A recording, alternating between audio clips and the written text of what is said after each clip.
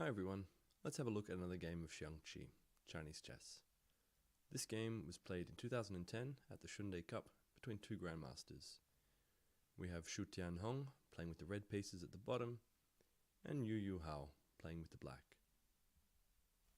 And so let's have a look. In this game, we see a rather well-known opening, both players developing their pieces, and if we have a look at the position after a few moves, we can see that red has both of his cannons here sandwiched in between his knights. Meanwhile, black just has one of his cannons sandwiched in between, and another one out on the flank. Here, red pushes a pawn. This restricts the movement of this knight here. Black can no longer advance this pawn without being taken, and this knight isn't able to jump over this pawn. Here, black returns the favour, restricting this knight. And now red moves out with the first aggressive move of the game. This places an attack onto black's currently undefended pawn. But in this position, black isn't actually worried and continues with development, moving out his advisor. Black isn't worried, and if we have a look why, if red were to take this pawn, after doing so, black can simply bring out his own knight with a fork on these two pawns. He'll regain the material, and in this position, red's knight is considered a little bit out of place, especially for this part of the early game. And in fact, the computer from here recommends trading the knight off, advancing this pawn, and then after black brings forward his rook to protect the advancement of either of these two pawns, the computer considers black's position to be a little bit better here. He's got a bit more pressure on red's position than red does. So if we go back, black here moves out his advisor, ignoring that threat, and red chooses not to take, instead advancing his rook. Here now, black offers a trade of rooks.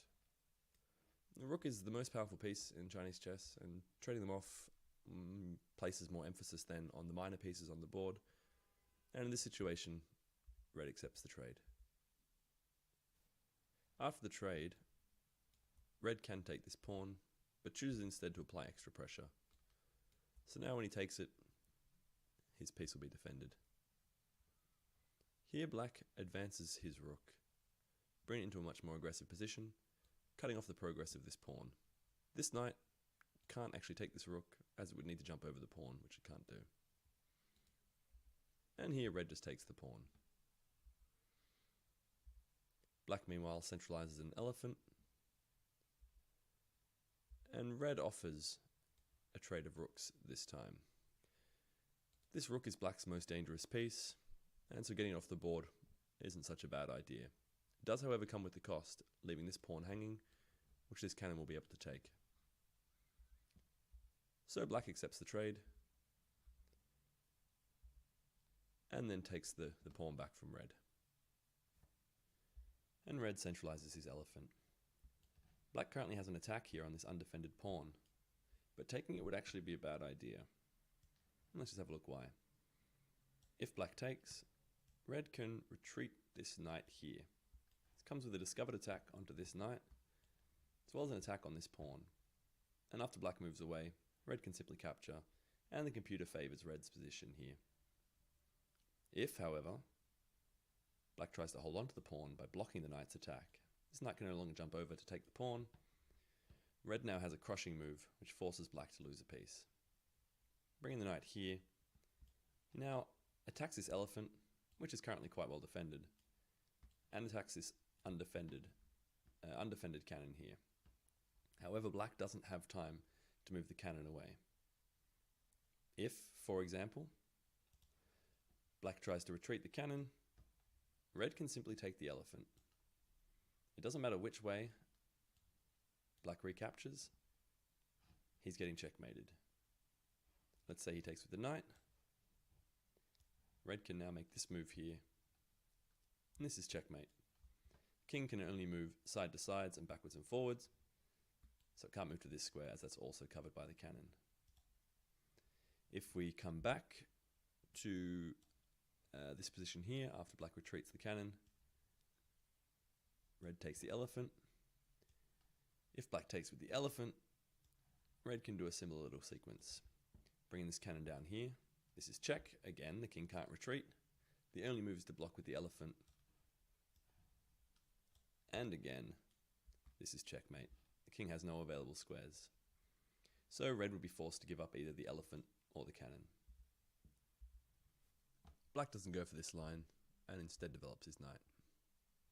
Here red opens up the attack anyways, coming with a double attack onto these two pieces. But now black can actually block the knight's attack with his own knight. Red now pushes a pawn, offering up a trade, which black accepts. Black now continues advancing his knight, putting some pressure into red's position. And here red makes a move which is actually a pretty big blunder and gives black some winning ideas. In this position, black can now bring in his own knight. This blocks the attack from red's knight onto his elephant and also opens up an attack from the cannon onto the knight. Red has to move his knight away, and after doing so, black can simply snap up red's elephant for free. However, black missed this idea and goes for a different idea, which the computer still likes. Bringing across his cannon, now with an attack onto red's elephant. Red's able to now move his own cannon away. This interrupts the attack from black's cannon and also places some pressure onto black's central pawn. In this position now, black actually moves deeper in with his knight, and the computer really doesn't like this move. It actually says that red now has a decisive advantage. Red's able to trade off this knight, and black recaptures with his cannon. And it's from this position where red has a winning idea, which again in the game unfortunately he missed. From here, red can advance his cannon. This defends from afar for this pawn, because now if black takes with his cannon, red can simply recapture. And so here, computer suggests that black moves deeper into red's position with his cannon, and red can now take this central pawn for free. I'm sorry, not for free. Black's then able to take red's central pawn. But after this move, red is now threatening checkmate. If we just say, let's just say black makes a random move, advancing this pawn, red can simply dive deep into black's territory, and this is check on the king. The king only has one legal move, and after taking that move, red now can move his cannon to the side.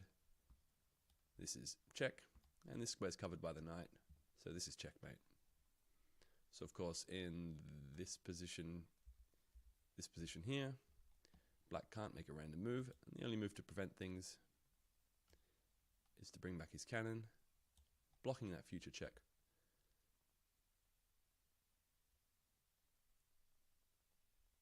And now red's able to advance his pawn, which black currently can't take, as that would open up a discovered attack on the king.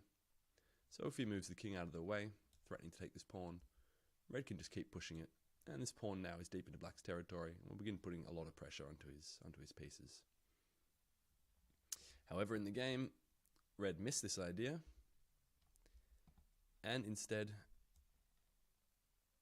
took black's central pawn. However, this move will prove to be a little bit too hasty, as it allows black to take red's central pawn, and this throws away his advantage, and now the computer really likes black in this position. Red now tries going in for the kill, but this will just prove far too late. It's going for that same checkmating idea we saw earlier, but now black can simply move across his cannon, and this is check. Here red can't move his king, and instead has to block, which he does with his elephant, attempting to defend his other elephant. But after black takes red's elephant, putting red in check once again, it's in this position that red resigned. And we're going to have a look at why. Red has two options here. If he takes black's knight, this interrupts the check from the cannon. Black can now bring across his other cannon, and this is a nice double cannon checkmate. The alternative is for red to block with one of his advisors, but here black just takes red's other knight, and black's up a full knight and a full elephant, and would go on to win from this position. So that's the game. I hope you enjoyed it. It's quick and aggressive, both players blundering away some advantages, and also missing some winning ideas. If you want some extra info about Chinese chess, or to see some other games, you can find more information below. Thanks for watching.